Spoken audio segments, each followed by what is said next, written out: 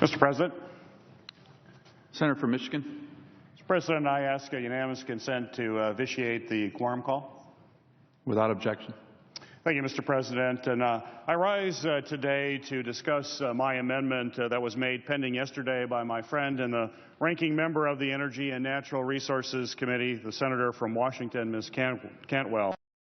The amendment that I've authored, amendment number 55, is a simple, common sense amendment, and it requires the Environmental Protection Agency to complete a study on the potential environmental and health impact of byproducts from tar sands oil that would be transported across our country by the Keystone XL pipeline. One of these byproducts of tar sands oil is a black, powdery substance known as petroleum coke, or pet coke.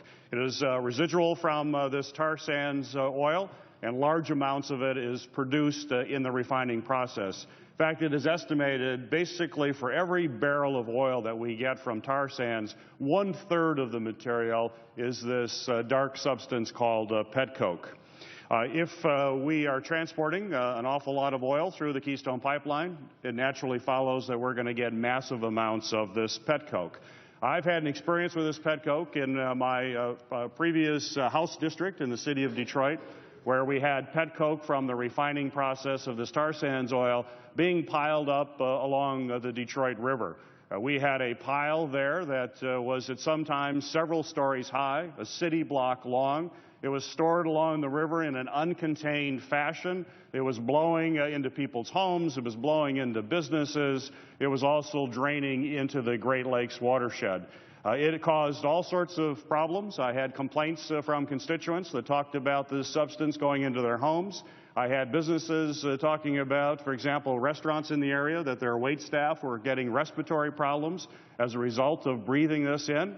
In fact, we had a video to explain how problematic it can be. I had a video taken by a Canadian resident across the river, Detroit River, that showed the pet coke piles, and with some wind blowing, a massive dust cloud was blowing off of these pet coke piles. In the distance, you could see the Ambassador Bridge, which is the bridge that connects Canada to the United States. And the dust was so thick and so black, it obscured the bridge as it was blowing through the neighborhoods into the river and then into Canada. It is a completely unacceptable situation, which is why I believe it is important as we move forward with this legislation that we have a couple of studies. One, we need to understand what are those environmental and health risks associated with the pet coke. It's clear that this is particulate matter, and if it's not contained, it gets into people's lungs and creates a dust layer throughout the community.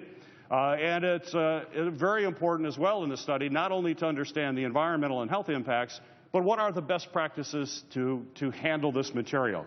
With the massive amount of tar sands oil that will come through the Keystone, we will also get massive amounts of pet coke, a substance that has been problematic not just in Detroit, but it's been problematic in the city of Chicago and other places across the country.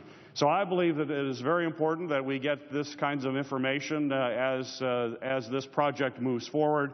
And it is certainly my hope that we can assure that what happened in Detroit, what's happening in Chicago and other places across this country doesn't happen, that we understand what the substance is, and we understand what those best practices are to handle and to transport this material safely. So I would urge my colleagues to support amendment number 55.